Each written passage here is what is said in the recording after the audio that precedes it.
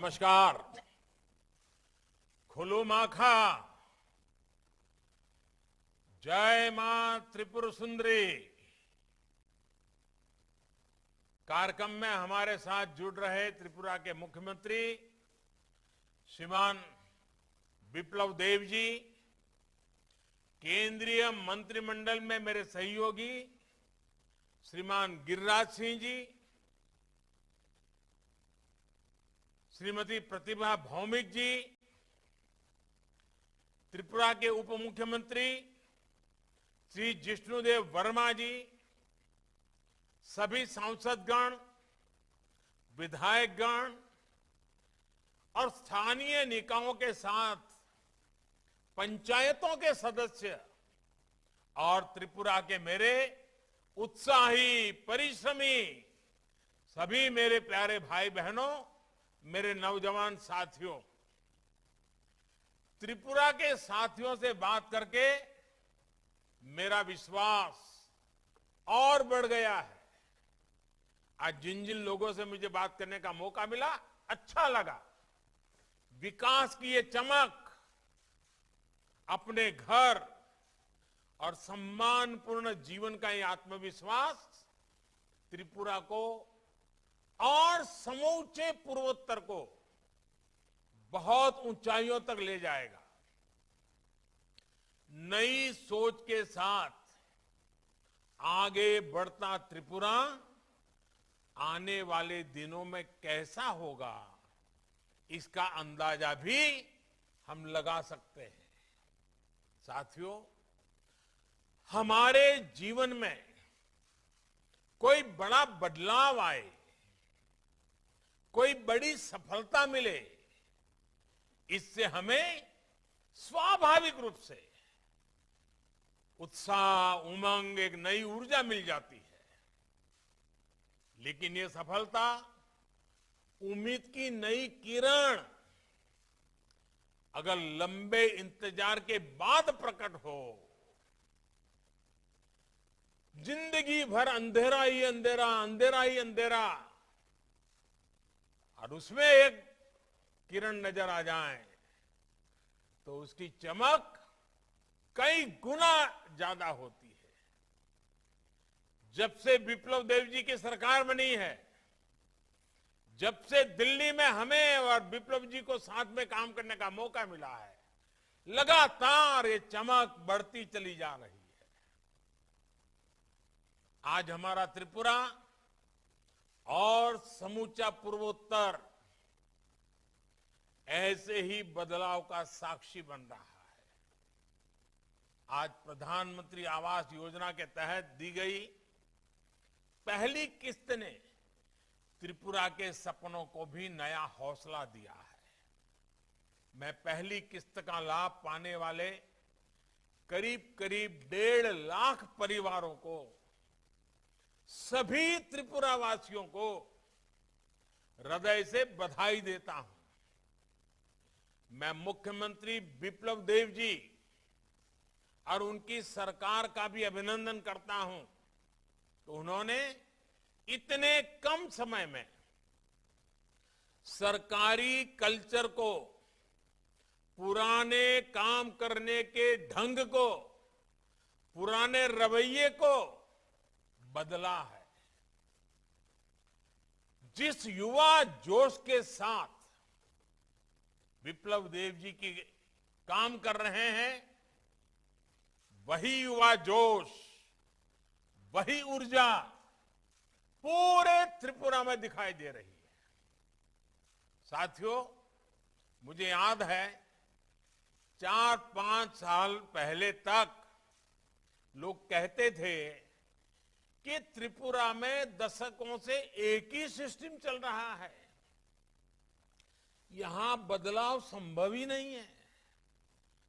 लेकिन जब त्रिपुरा ने बदलाव करने की ठानी तो त्रिपुरा का विकास रोकने वाली पुरानी सोच को पूरी तरह बदल डाला। अब त्रिपुरा को गरीब बनाए रखने वाली, त्रिपुरा के लोगों को सुख सुविधाओं से दूर रखने वाली उस सोच की त्रिपुरा में कोई जगह नहीं है।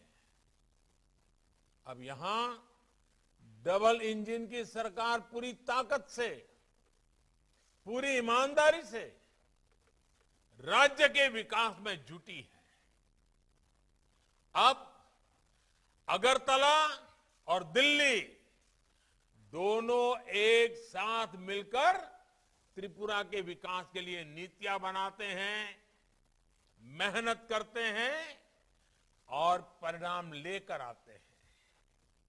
आप देखिए, बीते 4 वर्षों में त्रिपुरा के गांवों में करीब 50,000 परिवारों को पीएम आवास योजना के तहत पक्के घर बनाकर दिए जा चुके हैं। अब करीब 1,60,000 नए घरों की स्वीकृति दी गई है।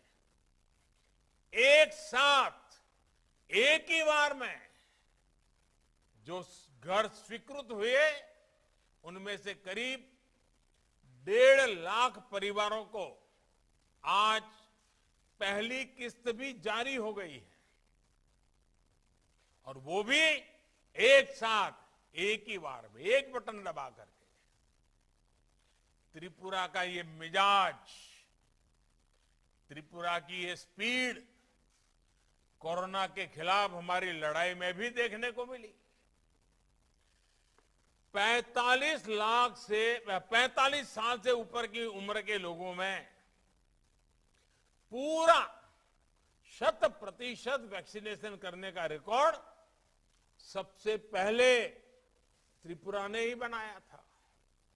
और अब त्रिपुरा 18 साल से ऊपर की पूरी आबादी के भी 100% टीकाकरण के करीब है। साथियों, पहले देश के उत्तरी और पश्चिमी हिस्सों से हमारी नदियां तो पूरब आती थी, लेकिन विकास की गंगा यहां पहुंचने से पहले ही सिमट जाती थी। देश के समग्र विकास को टुकड़ों में देखा जाता था, सियासी चश्मे से देखा जाता था। इसलिए हमारा पूर्वोत्तर खुद को उपेक्षित महसूस करता था। लेकिन आज देश के विकास को एक भारत श्रेष्ठ भारत की भावना से देखा जाना चाहिए। विकास को अब देश की एकता, अखंडितता का पर्याय माना जाता है।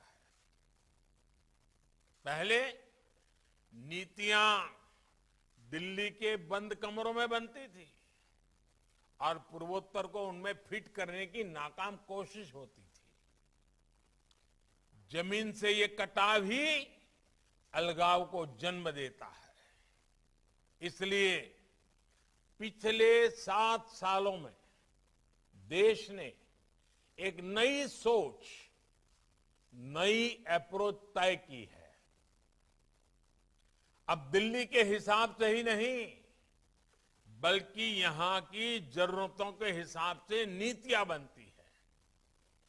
प्रधानमंत्री आवास योजना को ही लीजिए, पक्के मकान को लेकर कुछ नियम त्रिपुरा के लाखों परिवारों के सामने बाधा बन रहे थे, लेकिन सरकार ने त्रिपुरा की भौगोलिक परिस्थितियों को समझा, उसके हिसाब से नियम बदले, आवश्यक नीतियां बनाई, और उसके कारण आज हजारों नए परिवारों को इस योजना का लाभ मिल रहा है। विकास के लिए यही संवेदनशीलता बहुत जरूरी है। इतना ही नहीं, हमने इस और भी ध्यान दिया कि यहां के वातावरण और रहन सहन के हिसाब से घर कैसे होने चाहिए। हमने घरों का साइज भी बढ़ाया और उन्हें नई सुविधाओं से भी जोड़ा। साथियों, पीएम आवास योजना की जो एक बहुत बड़ी ताकत है, उसके बारे में मैं देश को बार बार बताता हूं। और जिस स्थान को त्रिपुर सुंदरी का विशेष आशीर्वाद मिला हो, वहां तो मैं इस बात का जिक्र जरूर करूंगा। सदियों तक हमारे यहां जो सोच रही, उसमें महिलाओं के नाम पर घर नहीं होता था, महिलाओं के नाम पर संपत्ति नहीं होती थी। पीएम आवास योजना ने इस सोच को भी बदलने का काम किया है। इस योजना के तहत जो घर बनते हैं, उनका मालिकाना हक ज्यादा से ज्यादा हमारी बहन बेटियों को मिल रहा है, अब वो घर के कागज पर भी घर की मालकिन बन रही है।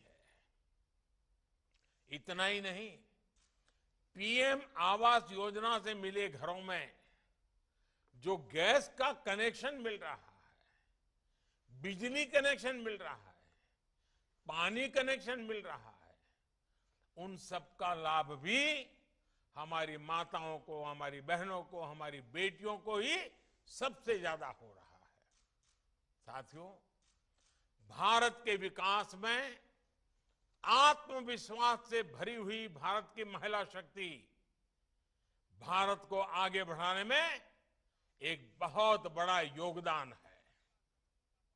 इस महिला शक्ति का बहुत बड़ा प्रतीक हमारे महिला सेल्फ हेल्प ग्रुप भी है। हमने सेल्फ हेल्प ग्रुप में काम करने वाली बहनों को जनधन खातों के माध्यम से बैंकिंग सिस्टम से जोड़ा है। उन्हें बिना गारंटी ऋण में भी काफी बढ़ोतरी की गई है।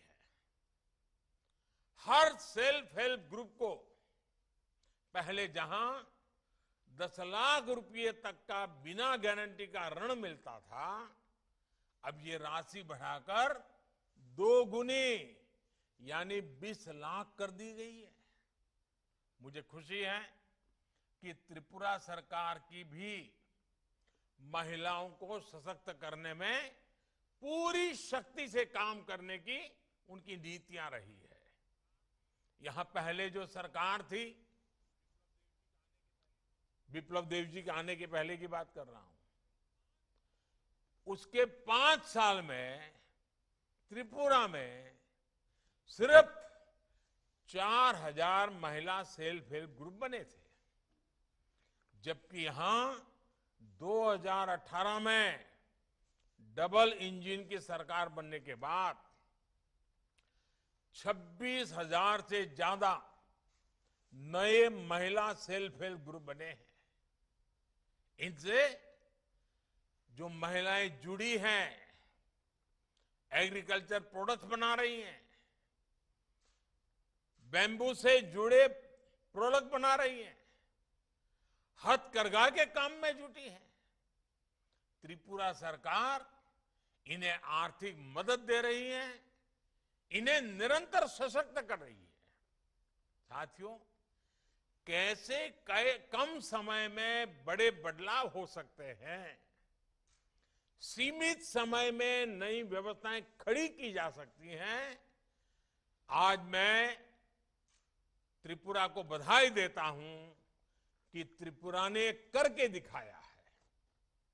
पहले यहां कमीशन और करप्शन के बिना बात ही नहीं होती थी, लेकिन आज सरकारी योजनाओं का लाभ डायरेक्ट बेनिफिट ट्रांसफर डीबीटी के जरिए सीधे आपके बैंक खातों में पहुंच रहा है। पहले अपने एक एक काम के लिए सामान्य मानवी को सरकारी दफ्तरों के चक्कर लगाने पड़ते थे, लेकिन अब तमाम सेवा और सुविधाएं देने के लिए सरकार खुद आपके पास आती है।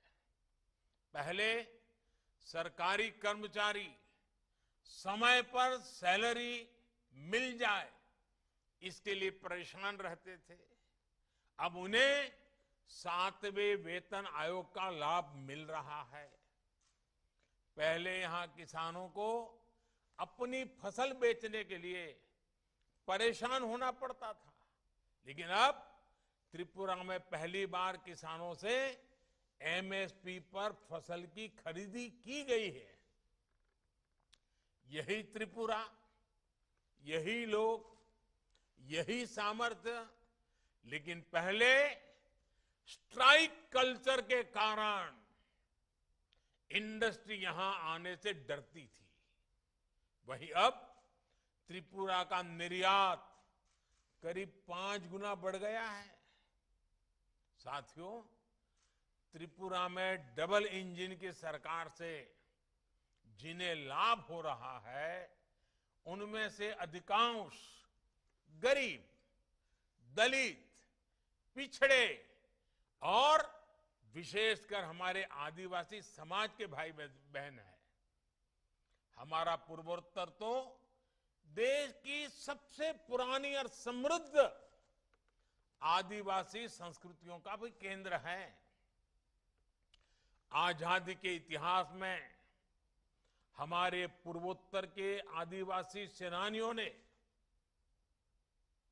और देश के भी हमारे आदिवासी सेनानियों ने देश के लिए अपना बलिदान दिया है।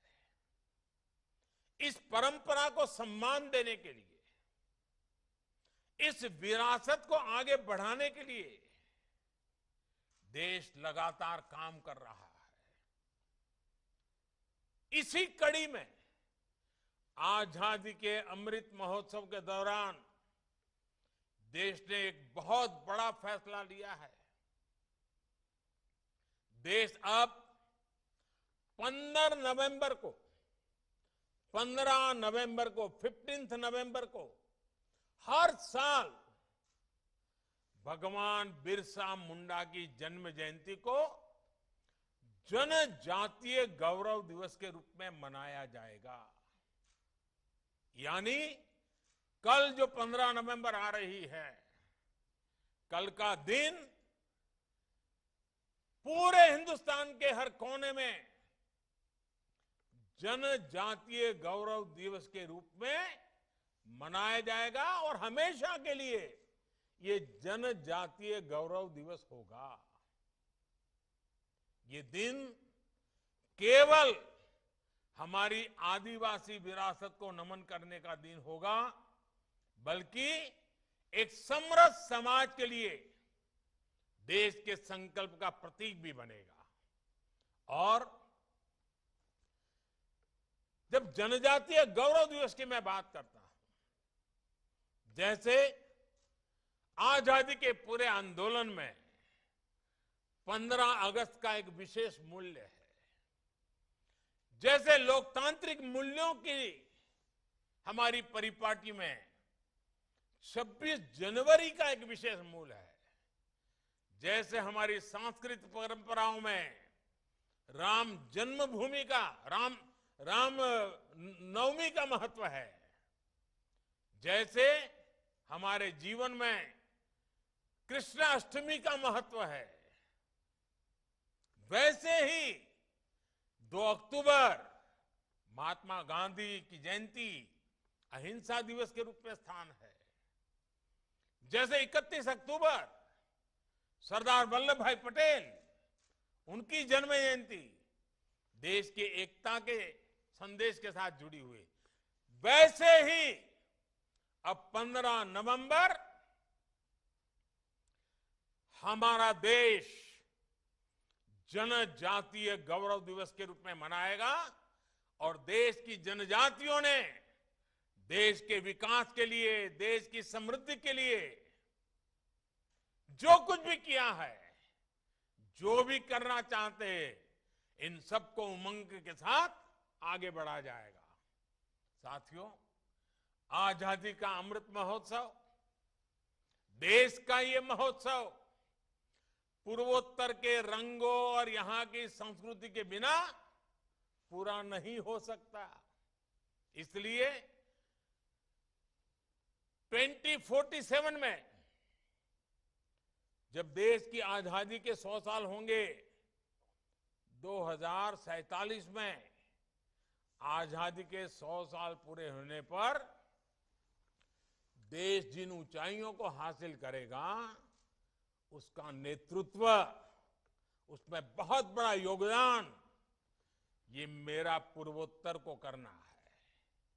आज पूर्वोत्तर में विकास को हर दिशा में, हर आयाम में गति दी जा रही है। यहां प्रकृति और पर्यटन से जुड़ी इतनी अपार संभावनाएं हैं।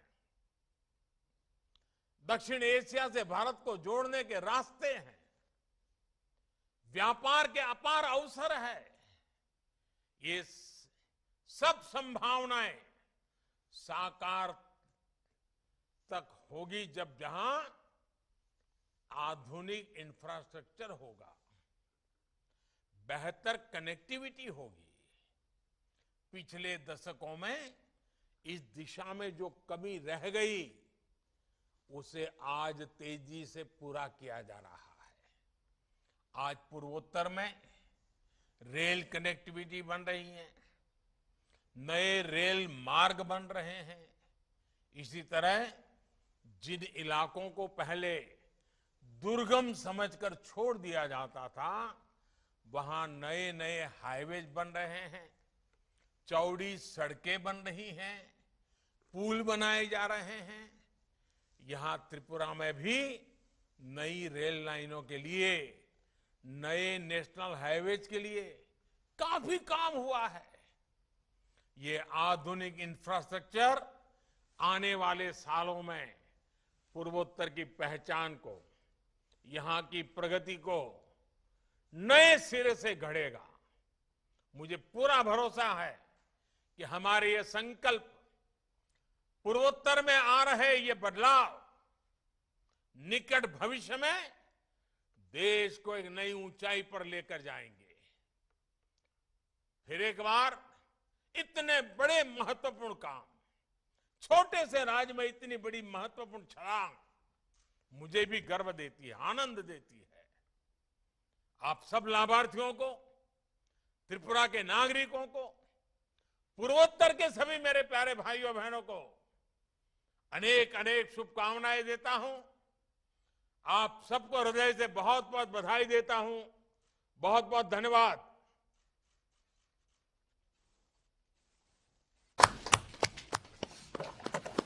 मैं माननीय प्रधान